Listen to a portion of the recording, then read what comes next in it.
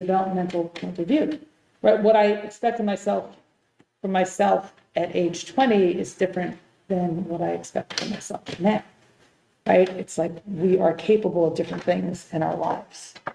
You know, we have different resources at different points in our lives, and we've developed in ways that give us more capacity, hopefully, at later points in our lives, depending what's happening. Okay, so let's start from the end and go backwards. So here we are in our parsha of Ha'azinu. And by the way, for those of you who weren't here at the beginning, I said I need lots of help today, both because I'm a little exhausted from Rosh Hashanah and because this is a bit of a last minute assignment. So here we go. So you know what, Asher Klein, can I ask you to read from the very beginning instead of from the middle? I am honored. Today I'm actually going to be reading these verses in person.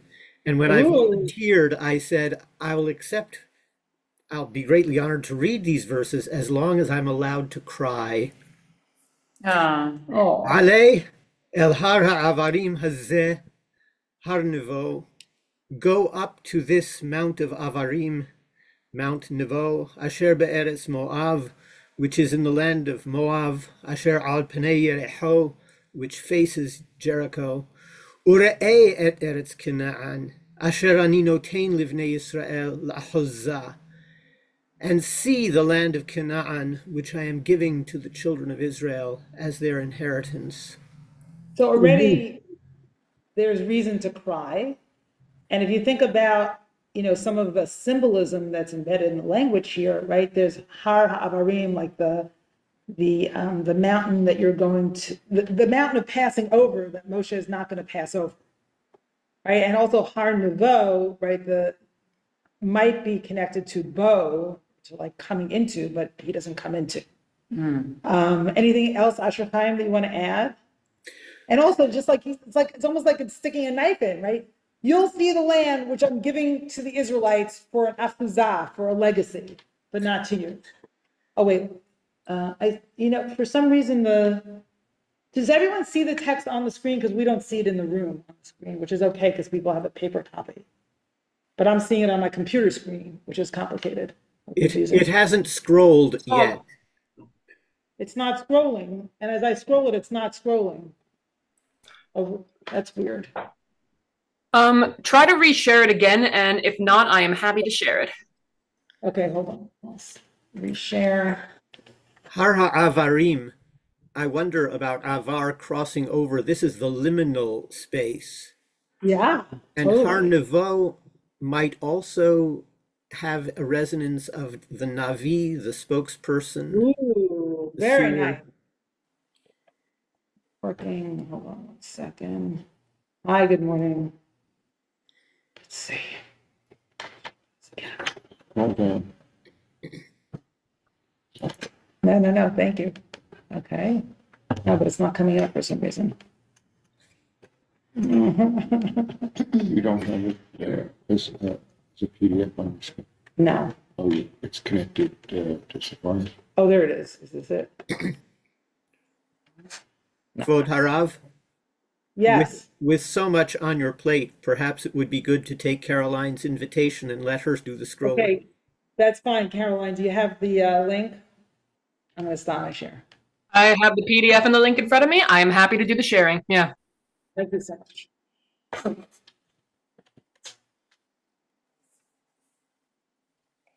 There we go. Okay, now, yeah. Great, thank you so much. Okay, Asher Chaim, please continue. Thank you. Verse 50. Umut, and die, Bahar asher ata ole shamma, on the mountain that you are going up to over there. Ve'asef el amecha, and be gathered to your people. Ka'asher meit Aharon ahecha behor hahar, just as your brother Aharon died at Mount Hor, Vaye asef el amav, and was gathered to his people. Al asher me'altem bi betoch b'nei Yisrael, because you misappropriated with me. You crossed me in the midst of the people of Israel. B'mei merivat kadesh midbar Sin, at the event of the waters of strife in Kadesh, in the wilderness of Sin. Al asher lo qiddashtem oti betoch b'nei Yisrael, because you did not sanctify me in the midst of the children of Israel. Beautiful. Thank you so much. So a couple of things here. I love the locution of being gathered to your people upon death, which is used for, many of our avot. I don't know if it's used for any of the four mothers. I think they're the four fathers. It's used for Abraham, and other places in Genesis. So it's like, you kind of join the collective upon death, right? Yeah. Yeah, and even the language of the safe, right? You'll be collected to your people. So there's a sense then, even though it's death, or maybe because it's death, there's a language of belonging that's used here. And then, Asher Chaim translated me'altem, right? Misappropriate. It's used technically in the Torah and beyond. That word is used for misappropriating holy objects, which may direct us to think about the rock as holy and Moshe misusing it. It's an interesting direction that word leads us in. And then let's see what Rashi says in the next text for what does it mean that God wasn't sanctified in the midst of Bnei Israel? Yeah. Isn't this location in close proximity to where the tribe of Reuben, Gad, and Manasseh is located? Hold on, let me look back. So that Moshe is not alone, that there are. Oh, that's interesting. That's really interesting. Potentially, I mean, it makes sense. Right. You mean they all go over, but they don't. Right. I They're think the ones that are sort of left behind. Close. I think the proximity. Yeah, I think that makes sense. Yeah. Where's the inference from? I'm sorry? Where's the inference from? You know how the tribe of Reuben, Gad, and half of Manasseh Yes. fought to take Israel, but ended up settling outside on the east bank Wendy's saying of the Jordan, and I think it's in close where they were is in close proximity to the mountain where Moses died. Okay, Rashi. So then he's not alone. I got you. Thank you. Caroline, I think we need to scroll back to text number 2, which is on the left side. Correct. Or is it a previous page? Caroline, source number 2, please. Yeah. Thank you. You want this in Hebrew, Rav, or just the English? I'll leave that to you. Al asher lo kiddashtem oti, you did not sanctify me. You brought it about that I was not sanctified. I said, speak to the rock. They, however, smote it and had therefore to smite it twice. Had they spoken to it and it had given forth its water without being smitten, the name of heaven would have been sanctified. For the Israelites would have said, how is it with the rock which is subject neither to reward nor punishment? For when it acts meritoriously, it receives no reward, and when it sins, it is not punished. It fulfills so obediently the command of its creator. How much the more should we do so? Instead, the rock responds in terms of what Moshe does to being hit twice, right? So then Bnei Israel will say like, oh, the rock is only responding once it's hit, and that's a model for how we'll behave relating to God's law and God's instruction. That's the wrong model for the divine Bnei Israelite relationship. So we shouldn't react when we're hit. Is that We part of shouldn't the do message? things not to be hid or when we're, but yes, correct. When we're hid. Yeah. Yeah, exactly. Interesting. Yeah, Makes sense. it does make sense. It makes sense in an ideal world, at least. Okay, so now let's talk about hitting. So here, I'll read the next piece. So we're going back into Moshe's very early life, right? The first time we see striking related to Moshe, and it says, Vayihi, and this is in Exodus 2, and Moshe grows up in the palace, and then, as we'll be told in a second, and then he emerges from the palace, Vayihi bayamim hahen vayidam Moshe. And sometime after that, when Moses had grown up, Vayetzeh el Echav, and he went out to his brethren. So a big question is, how did he know they were his brothers? And that's really not clear, but one possible way, I mean, again, we're dealing on the level of literature. We don't have to make it really accord with reality or hew that closely to reality. But if we were to, then we could say that Moshe's mother, who breastfed him, who knows? He could have been 4 or 5 before she brought him to the palace, right? So he could remember that relationship, and maybe she continued that relationship. Maybe she continued to visit him, either in secret or not in secret, because she had a relationship with the daughter of Pharaoh. So that's one midrashic possibility. So he goes and he sees his brethren, Vayar b'sidlotam, and witnesses their suffering and their labors. Vayar ish mitzri, maket ish ivri, and he sees an Egyptian man hitting a Hebrew man, me'echad, again, from his brethren. So he's clearly identifying with his people here. Vayifen ko v'ko, he turns this way and that way. Vayar, this is the 3rd time he sees. Vayar b'savlotam, yes. 3rd time he sees. Vayar ki ein ish, and he sees that no one's around. Vayach, and he strikes et hamitzri, and he strikes the Egyptian, meaning that he kills the Egyptian. And it's the same word for the Egyptian striking the Israelite or the Hebrew, but the Egyptian doesn't kill the Hebrew, it just strikes the Hebrew. Vayitzmenehu b'chol, and he buries him in the sand. Vayitzei bayom hasheni, and he goes out the 2nd day, v'hinei shnei anashim b'frim nitzim, and he sees 2 Israelites fighting. Vayomer larasha, and he says to the evil one, interesting, how did he know which one was evil, right? Lama takere'echa, why are you striking your brother, your neighbor, or your fellow? Vayomer, and he said, Misam chali ish sar v'shofet aleinu, who put you to be the boss over us, right? You know how little kids say, you're not a boss over me. How hargeni ata, how hargeni ata omer kasher haravta et hamitzri. Do you mean to kill me as you killed the Egyptian? Vayira Moshe Yomer, and Moshe was scared and said, uh-oh, the thing is known. So here is the first time that Moshe strikes in response to seeing striking. And then, of course, we're going to have, and we don't have that on these pages, we have the 10 plagues, or the Eser Hamakot, right? The 10 strikings that Moshe effects with his staff.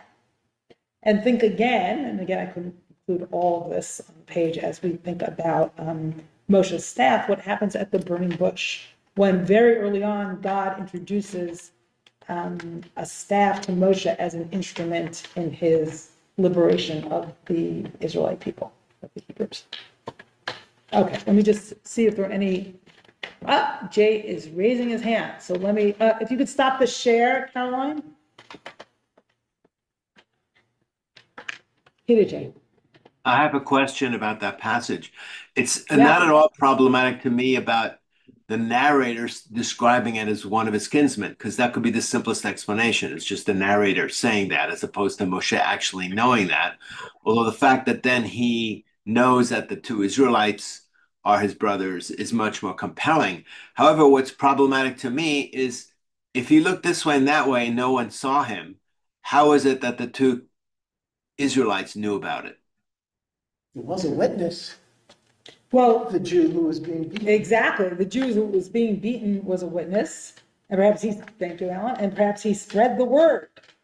But again, how much do So, we? but that's that.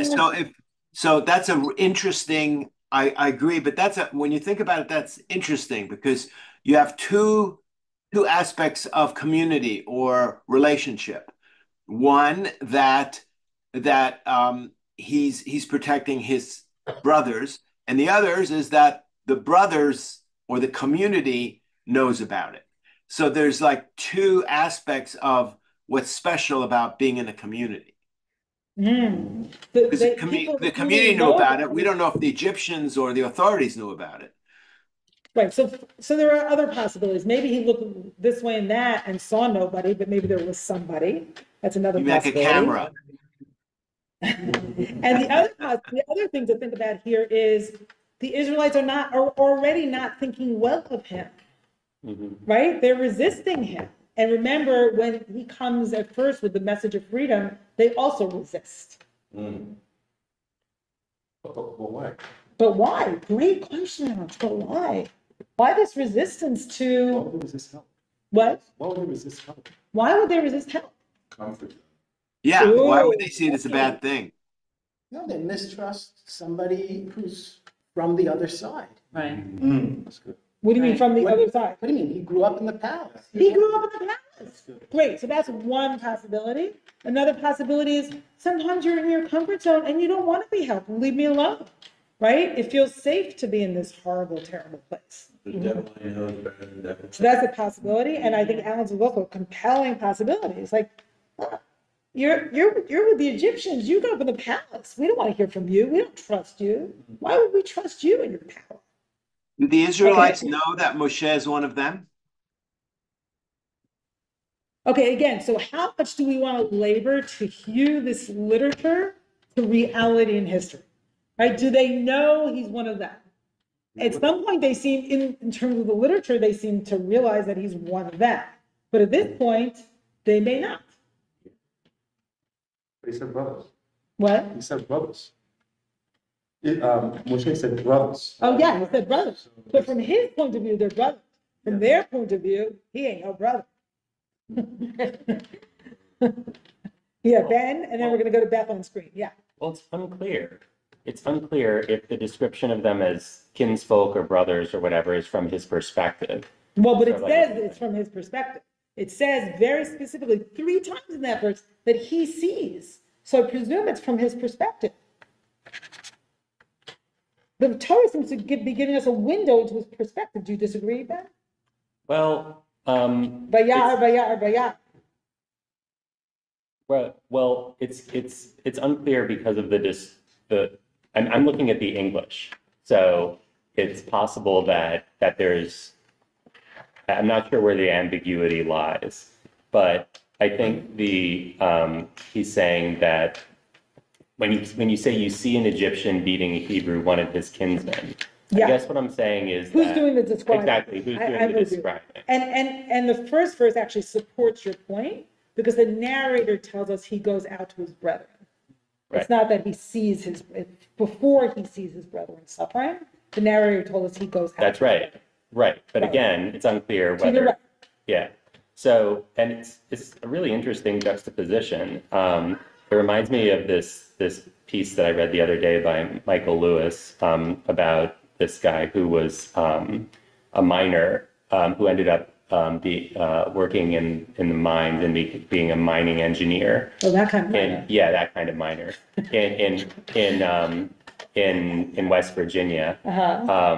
But he was from Princeton, and he was originally there to help the workers organize. But he quickly scuttled that approach because he saw that the idea that he thought that coming there with his knowledge, like that, once they knew what he knew, that they would feel differently about their predicament and their situation.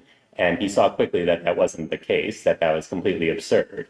And so I see a similar dynamic became a here. miner, you're He saying. became a miner, exactly. And he stopped trying to tell them anything about what he knew, because he could see that he knew very little about their lives. Wow, that's such a great story. Yeah, it's an amazing story, and I will send it to you. Yeah, please do. But yeah, it seems like there's a similar dynamic here, where because of growing up in the palace, because of having some privilege, and he's coming, as you're saying, from power. I'm just kind of restating what you're saying, but he's coming from this position of privilege and That's what power. Alan said, yeah. Right, to say, like, why are you fighting to intervene in these laborers' lives? There's this pretty major class difference. Yeah. And the laborers, like, what, like, get out of here. Like, we're dealing with our own affairs. Yeah, leave us alone. Yeah. And, hey, who made you boss? Who made you boss, right. Exactly. So they feel disempowered by his intervention. Yeah. As opposed to empowered. Nice. Nice. And it's interesting. I mean, a different session would be, how does he overcome that? Because he never becomes a slave. But he does leave the palace and never to go back, which means he gives up that privilege. Okay, Beth, who's been waiting very patiently. Shalom. And then Brenda. I'm intrigued by the fact that apparently these two individuals know what Moshe did. They know he murdered the Egyptian, and it looks like they didn't turn him in. They didn't rat him out. That's a good point. And why not? Well, that goes back to the question of believability. Do they even have a voice in that society? I don't know. But your question is a good one. If they didn't rat him out, how would the Pharaoh have known? They ratted him out. And they were rats all the way to the end of Deuteronomy. Wait, who's talking? Who's talking? Amy? Oh, okay. Yeah. Amy, good point. The Pharaoh. Yeah, Amy is talking, yeah. Yeah, okay, yes, Amy, thank you. Okay, I'm calling on Brenda.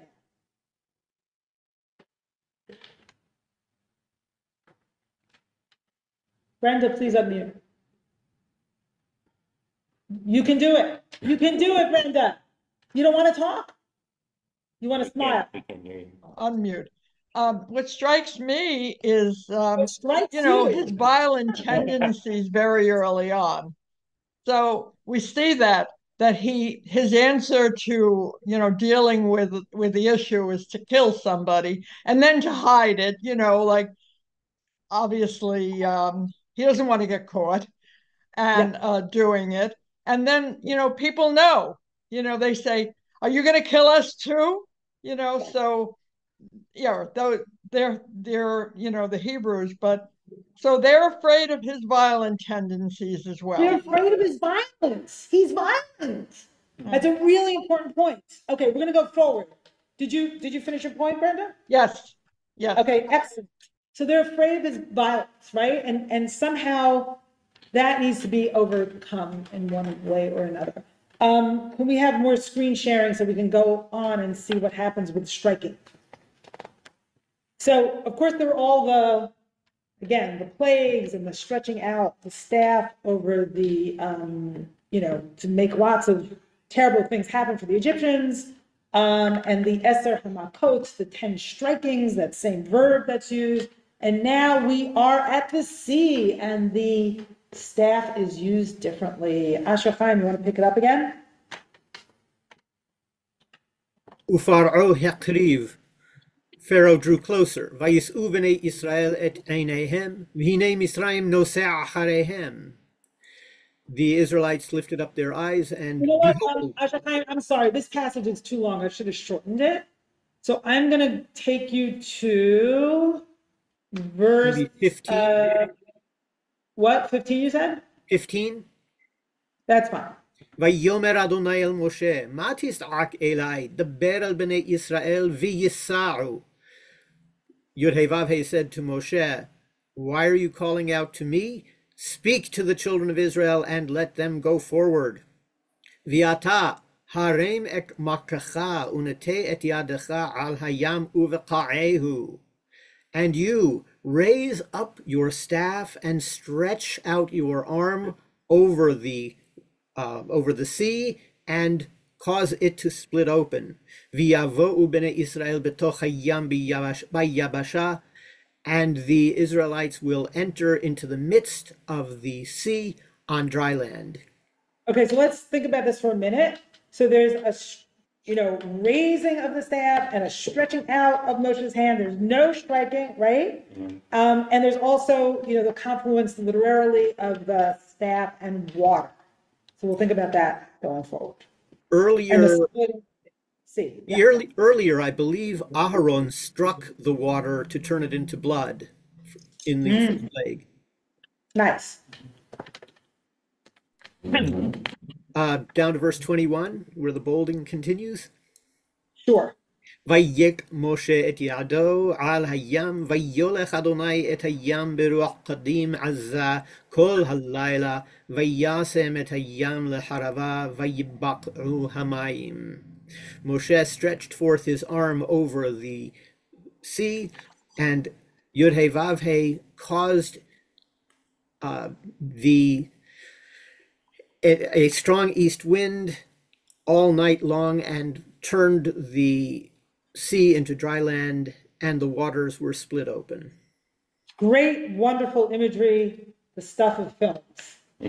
Stuff of some very good films, right? Okay, my favorite is the animated one. Prince of Egypt. Yeah, that was a good one, thank you. Okay, so now we're going to see not only what happens the first episode of the rock and the staff, but also how the splitting of the sea is remembered, which is really interesting. We're in source 5. I shall find out, I'll pick this one. Okay. So all of the congregation of Israel the children of Israel went from the wilderness of Sin, Limmas Ahem, according to their stages, by the mouth of God, by Yachanu B'Refidim, and they rested in Refidim. The Ein Mayim L'Shtot Ha'am, and the people don't have water. So there's a few episodes of they're not having water, and this is one of them. There's another episode all the way as soon as they leave Egypt in Exodus 15, right after they go through the sea. And there's a beautiful scene there when Moshe puts his staff into the water to sweeten it, right? And it says, it describes God as a healer of all the illnesses that the Israelites suffered in Egypt. Really beautiful, beautiful imagery. Okay. Vayarev ha'am Moshe, and the nation fought with Moses. Vayamru, they said, give us water and we will drink. So you can see they're a little desperate, a little anxious, a little nervous. Yomer lahem Moshe, why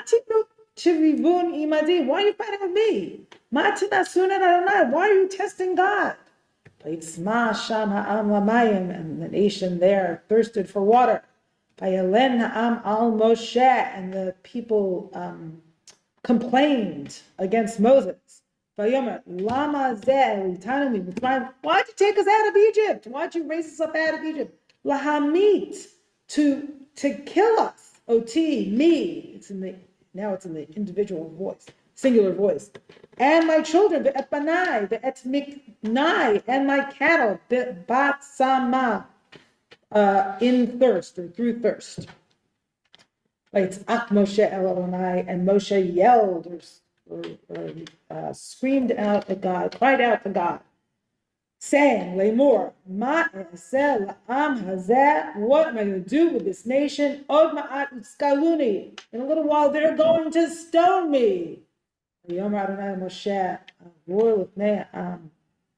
God said to Moses, go before the nation, take with you some of the elders of Israel,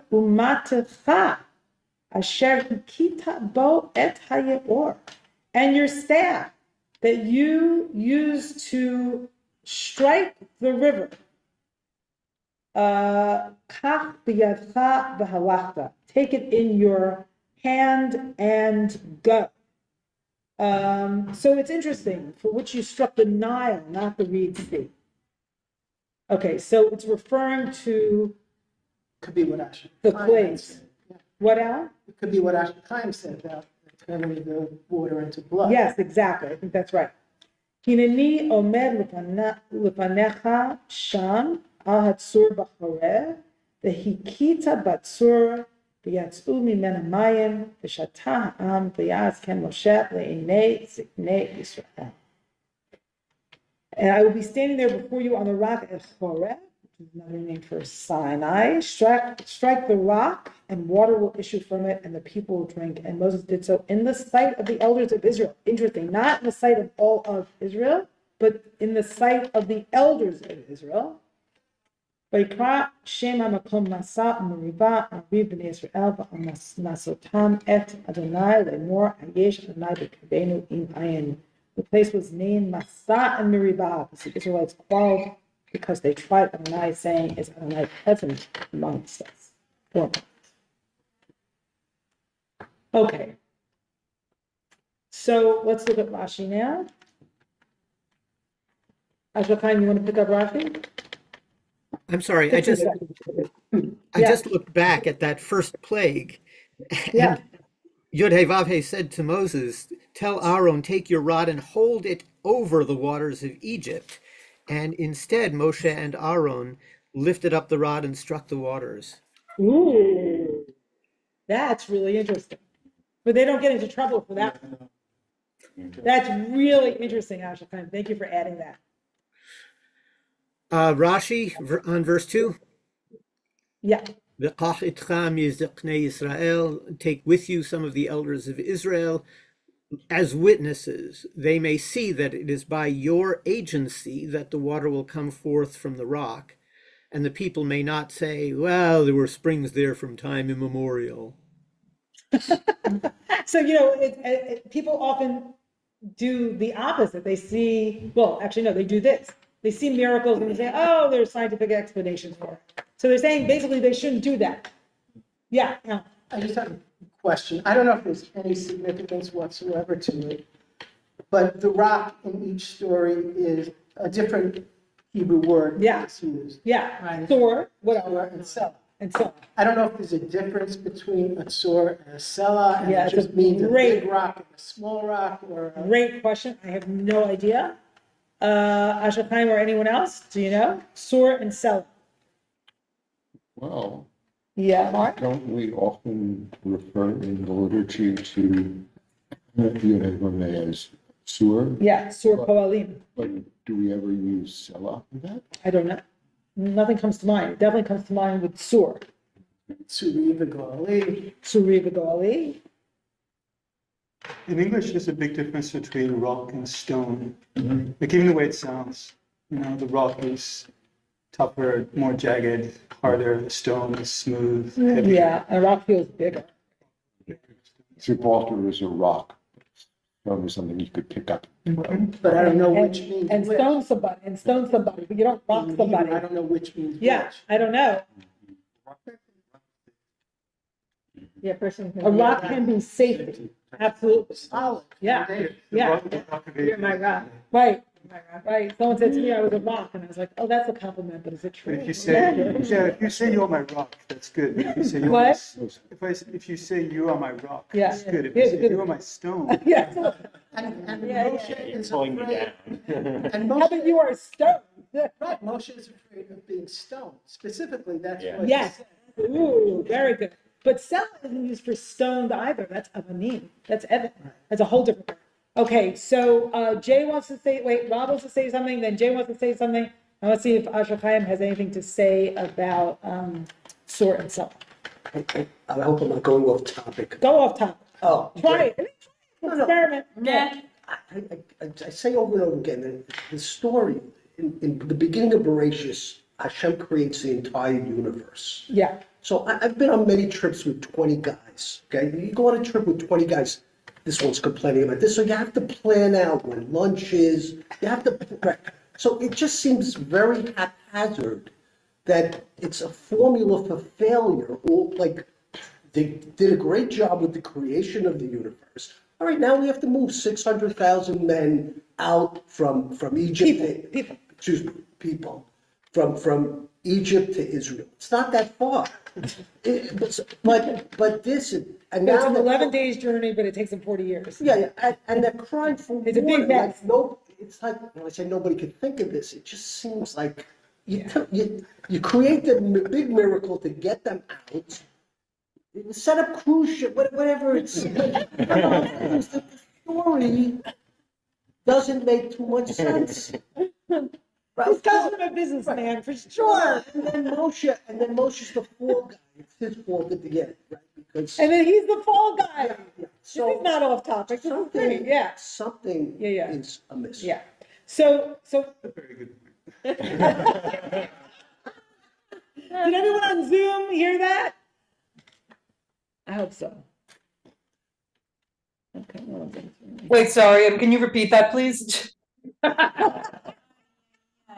Okay, wait, you didn't hear Rob's point? You mean about the trip, about It's like a organizing big trips? mess. It's like an organizational mess. I mean, like, no one's like planned this traveling through the wilderness. They get out of Egypt and immediately have no water, and then they have no food. So think about this for a moment, right? So we're now before Sinai, right? Exodus 20 is Sinai. Think about the birth of a child. They can hear everything on Zoom.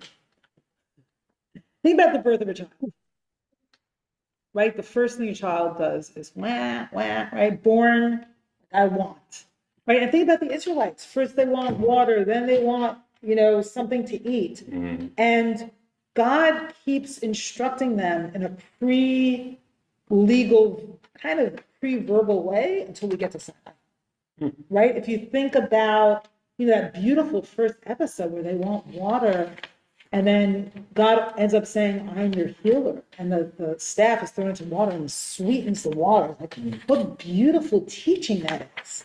So I actually think there's more planning than meets the eye. They're not supposed to have before they ask for. Like, if you give a child everything that they want before they ask, then they don't learn how to ask. Right? So they keep asking, and they do it through complaint. And this is like the whole wilderness experience is a training ground. Alex is agreeing. I agree. Yeah. Okay, so I'm going to now ask for people who have not yet spoken. Let me see. Caroline, if you can stop sharing, so I can see who has their hands up. I know Jay does. Other people haven't spoken. Okay, Colleen. I'm just, it's not a comment. So can you hear me? Yeah, but where are you? You're usually here. We miss you. Thank you. I miss you too. It's really more a comment on what more could be discussed when we're talking about stones and water. I think of cultures in which those elements are so fundamental to survival. Maybe they are for all of us, but if you think about the native culture of Australia, their understanding of stone and rock is very different from ours, and their relationship to stone and rock. And, in Northern cultures, they have many more words for forms of snow. And I just think, maybe I didn't really have a comment to make about what we're speaking about direct here so much, but maybe in some other context, this text in relation to relationships to water and stone could be expanded. And I think there are aspects of that because this figures so prominently in this narrative, stone and rock and our relationship to them. That's all. Yeah, thank you for that. And let me just turn to Asher Chaim for a minute and ask you, Asher Chaim, did you find anything between Sela and Sur? And maybe you're not looking, which is also fine. All right, we're gonna go on to Helium.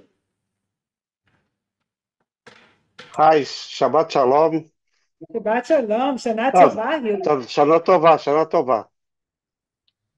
I think I live in Massa and Meriva too, because this is a great question.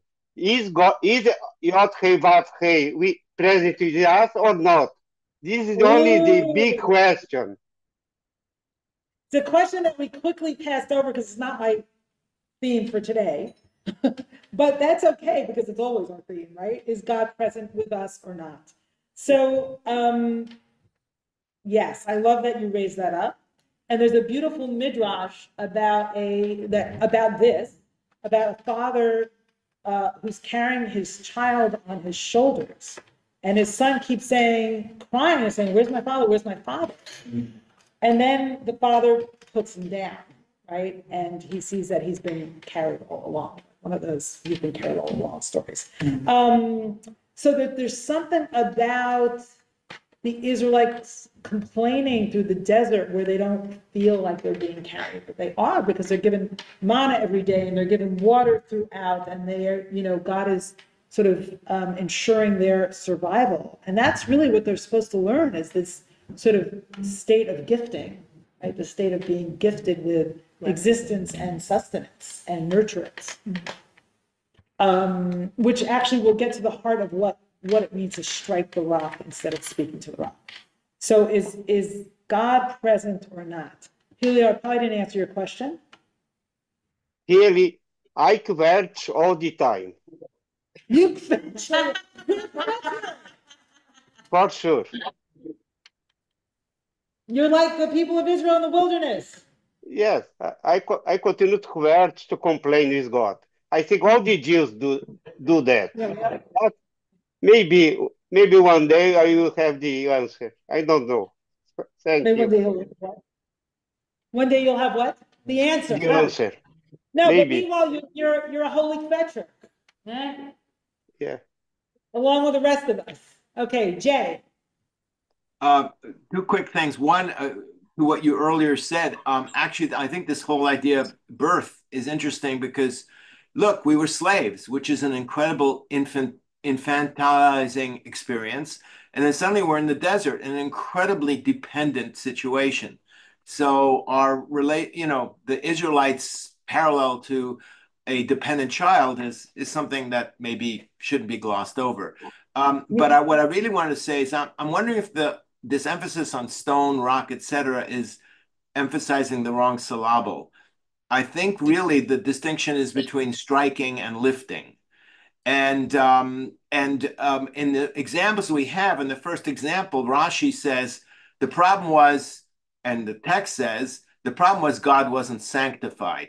In the second example, God says, do this, lift, because then I will have glory over the Egyptians, which is a form of sanctification. And in the third example, in Rephidim, there's striking and no sanctification, no glorifying. So maybe the critical distinction is between lifting and the symbolism of lifting versus striking, which seems to bring no sanctification or glory to God. Interesting. All right, well, let's hold that as we move towards, digging into this question of what does it mean to sanctify God. But I think that's really interesting. So let's see if it's borne out by the rest of the text. Brenda, do you want to say something quick? Yes. So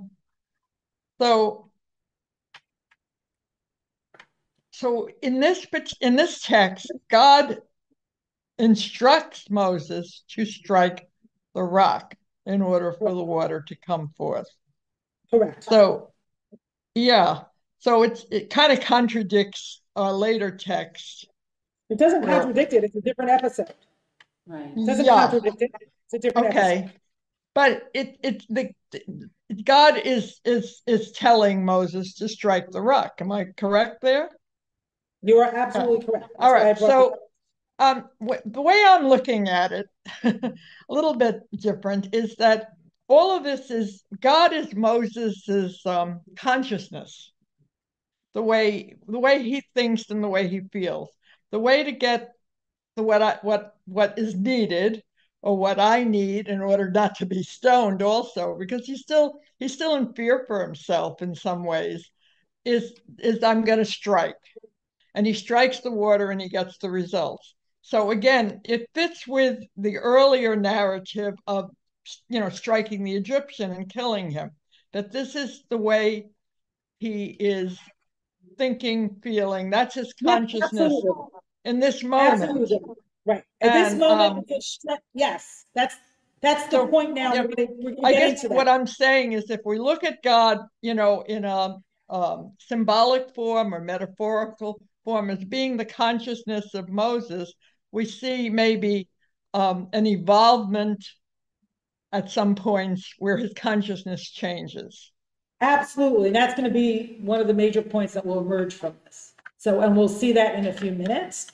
There's one thing I wanted to say that was specific. So yeah, so this is a striking moment, so to speak, for Moshe, right? And we're at a striking moment in terms of the development of the children of Israel. This is the older generation, and where he strikes the rock instead of speaking to the rock, right? That's the next generation.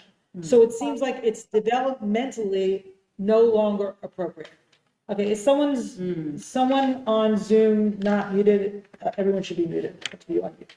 Okay, let's go on. Hold on. Oh yes, I love this Rashi. Ashokheim, are you there? Hineni. Okay. Did you want Ashokheim, did you want to say anything about Sela and Sur, or should we just go forward? A quick search suggests there are many articles on that, so go for it afterwards. I would like to say something about that. No, we're moving on now. I'm sorry. We're gonna go. Could you put in the chat? It's just fast. Sela has water in it. Tsur doesn't. Oh, okay. Thank you. Thank you. Sorry about my impatience. I just know that we have a lot more material to do. But that's fascinating. Did everyone hear that? Sela has water in it and Sur doesn't. Interesting. Okay, let's keep that in mind and see if it makes sense as we go through these passages. All right, let's go on. Rashi. Yeah. Take the staff with which you struck the river. Ma Talmud lomar asher hikita boate yeor. Why specifically the staff with which you struck the river, as opposed to all the other things you did with that staff? Ella shahayu Yisrael omrim. Apparently, these words were added because the Israelites had said of the staff that it was intended only for punishment. By it, Pharaoh and the Egyptians had been stricken with many plagues in Egypt and at the sea. On this account, it is stated here, take the very same staff which you used for whacking, and now look that it's also intended for good. Nice. So it's a transformation of, the meaning of this staff in terms of a plague or in terms of blessing for the people. Okay, next one. Numbers 20, the main sort of story of Moshe hitting the rock instead of speaking to it. Ashokheim, would you like to continue? The entire text or excerpts? Let's just say that the story begins with Miriam dying, and immediately the community is without water. And the Midrash tells us that the Israelites in the desert had water on Miriam's account because of her merit.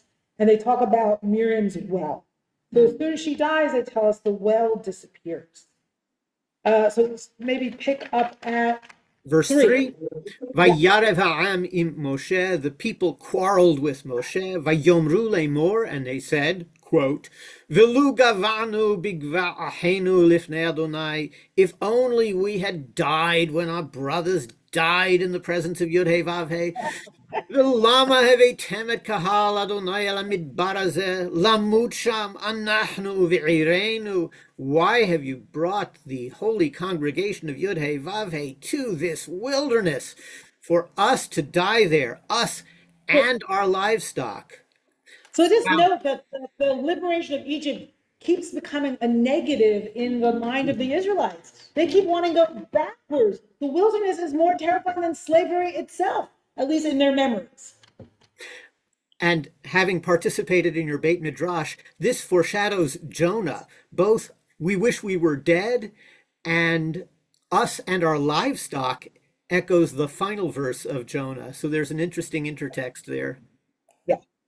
V'lama ha'alitunu mimisraim. Why did you bring us out from Egypt? Bring us up from Egypt. Lavi otanu el hamakom hara hazeh, to bring us to this evil place. Lo makom zera ute'ena v'gefen v'rimonu mayim ayin lishtot. This is not a place of seed and figs and grapes and pomegranates, and there isn't any water to drink. ויבוא משה ואהרון מפני הקהל אל פתח אוהל מועד, ויפלו על פניהם. Moshe and Aharon came from the presence of the kahal, the crowd, to the opening of the tent of meeting, and they fell on their faces. Vayera kivod Adonai alehem. The kavod, essence, spirit, glory of Yud-Heh Vav-Heh became apparent, appeared to them. Sorry, go ahead. Finish your sentence. I just want to make one. Appeared to them. Keep going with verse 7. Yeah, 1 second. I just want to point out that this is apparently a moment of grief, right? It's a moment of grief for the Israelites. It's a moment of grief for Moshe and Aaron losing their sister. And nowhere does it say that they grieved, right? Miriam dies and she's buried there, and then there's no water for the congregation. So this water episode seems to be in some way about grief for everybody involved. And we'll see that in a minute in Moshe's response. Keep going. Yes, please. Vaydaber Adonai el Moshe lemor Yud-Heh Vav-Heh spoke to Moshe, saying, Qach et ha-mokeh v'haqhel et ha'eda atav Aharon achicha. Take the staff and gather the people, you and Aaron your brother. V'dibartem el ha-sela. Speak to the sela, to the rock. L'eineihem, in their presence, v'natan meimav, so that it may give forth its waters. V'oseita lahem mayim min hasela, v'hishkita et ha'eda v'et be'iram. You will bring forth for them water from this rock, and give water to the people and to their flocks. Vayikach Moshe et ha-mokeh milifnei Adonai ka'asher tzivvahu. And Moshe took the staff from the presence of Yud-Heh Vav-Heh as God had commanded him. Vayakhilu Moshe ve'Aharon et kahal el penei hasela. Moshe and Aaron gathered the people, gathered the group to the presence of the rock. Vayomer lahem.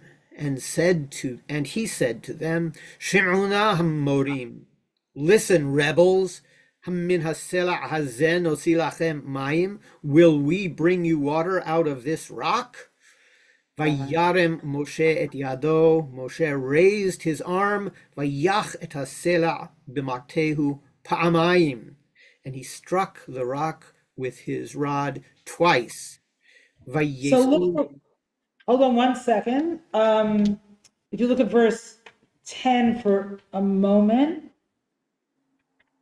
look where it says Shemuna Hamorim. So listen, you rebels, but Hamorim is also a way to spell Miriam, his sister, especially since it's spelled without a dot, right? So listen, Miriam, right? Are we going to get water from this rock? So perhaps Moshe's grief has morphed into anger, or hasn't even been expressed, and is now anger before becoming grief. Okay, go on. Struck the rock twice. Vayetzu mayim rabim. Plentiful waters came forth. Atesh ta'eda uv'iram. The people and their livestock drank. Vayomer Adonai el Moshe v'el Aharon. Moshe, Yud-Heh Vav-Heh spoke to Moshe and Aharon. Ya'an lo he'emantem bi l'haqdisheni l'einei b'nei Yisrael. Because you did not have faith in me to sanctify me in the sight of the children of Israel, lachein lo tavi'u et ha'kahal hazeh el ha'aretz asher natati lahem. Therefore you will not bring this gathering to the land which I have given them. Hema me meriva. These are the waters of Merivah, strife. Asher ravu b'nei Yisrael et Adonai, where the Israelites quarreled with God. Vayikadesh bam. And God's sanctity was affirmed through them. So note that what Moshe does, Vayach, is what he did earlier on in his career, both with the rock and with the Egyptian, right? That striking, right? That hitting. But Aharon did nothing. Well, and he seems to be blamed. Well, does he do no? I mean, Jay pointed this out in the chat. Oh, you're right. Vayikach Moshe. And it says the Divarta, they were both commanded to speak to the rock. That's appropriate. What? It's appropriate because so far Aharon has been the Teflon man. He made the golden calf. He wasn't punished. Right. He and Miriam spoke out against Moshe. She was punished. He wasn't punished. Right. So he isn't. But Ashachayim, he loses two of his sons. No. Their action. Maybe.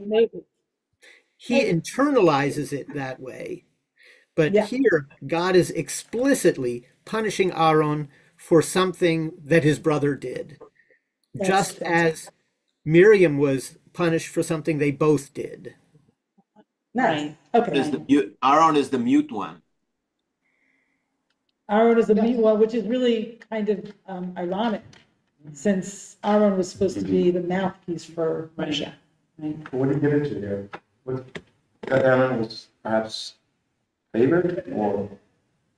Until now.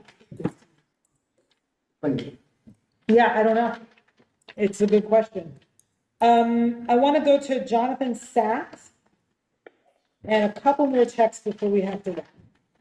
So, number 10, which is kind of long and in English. Does someone around the table here want to read that? Big voice? I'll do it. Great one.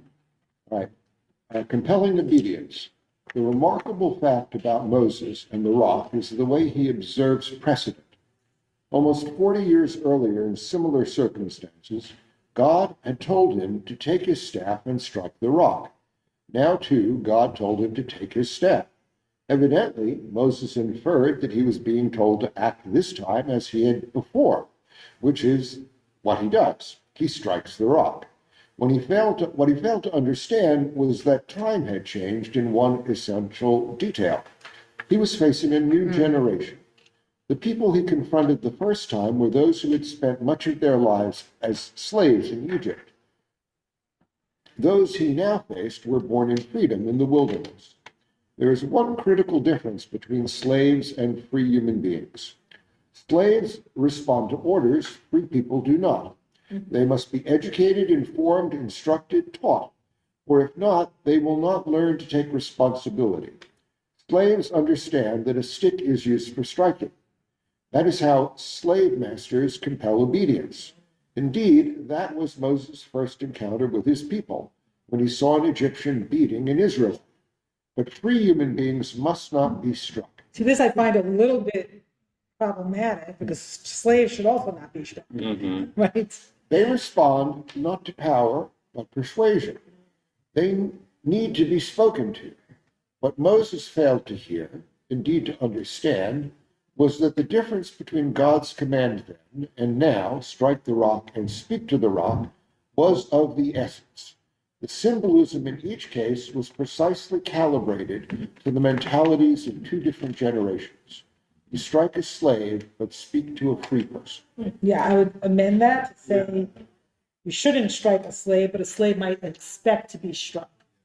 I think it's important to say that time has changed since this text. Since the Jonathan Sachs. For sure, because I think now we understand, at least discursively, there's no such thing as a slave. There's only an enslaved person. And it's the person part of the enslaved. It doesn't feel like the personhood of the slave is being raised up here, so but the developmental point is compelling. He's writing from the point of view of the enslaved in this language. Wait, hold on, Connor's raising his hand. I just want to point out about the slave is that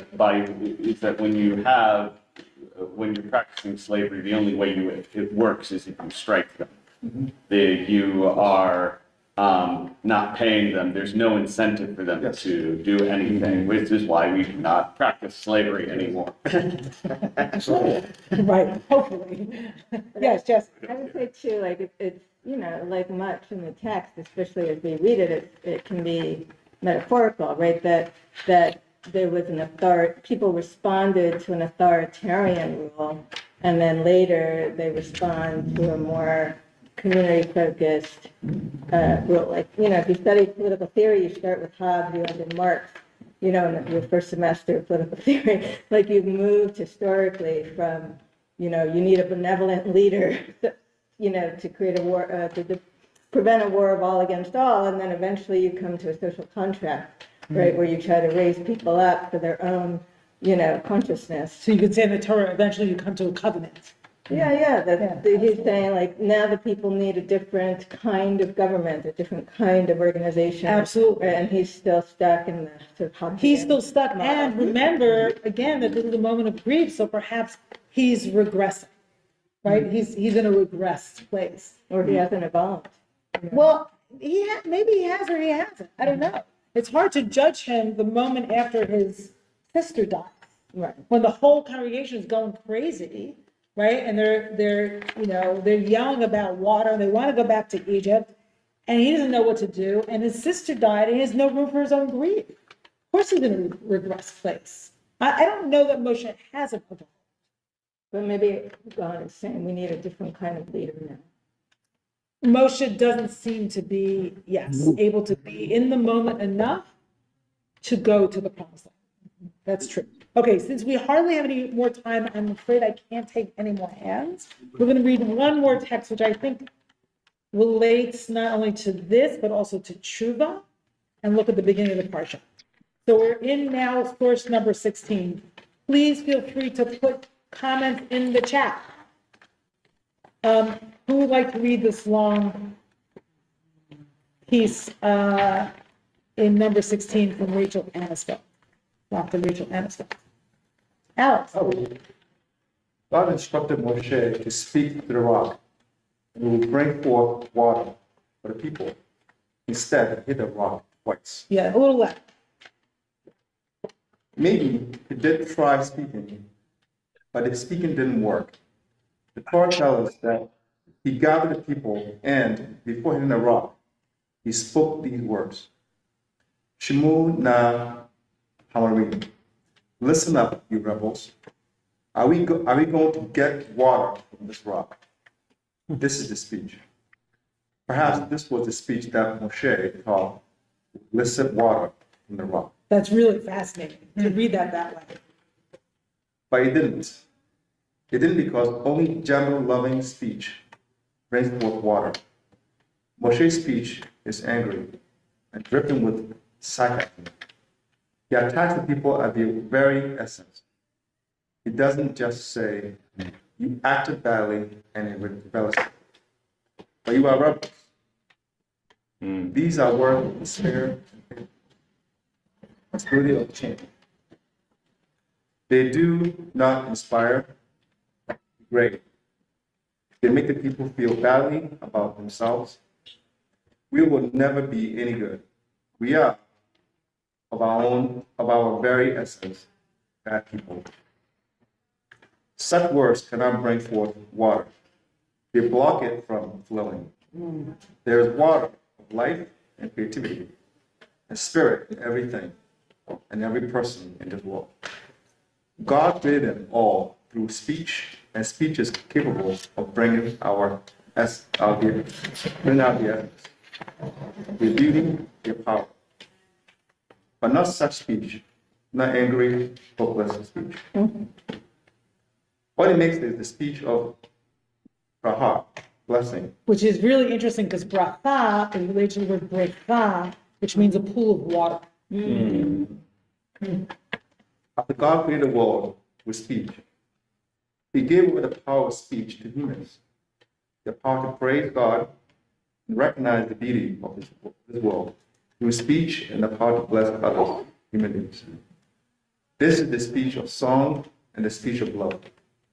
It is the speech of Yaakov on his deathbed, who says, May the angel who rescued me bless these children. And it is these speech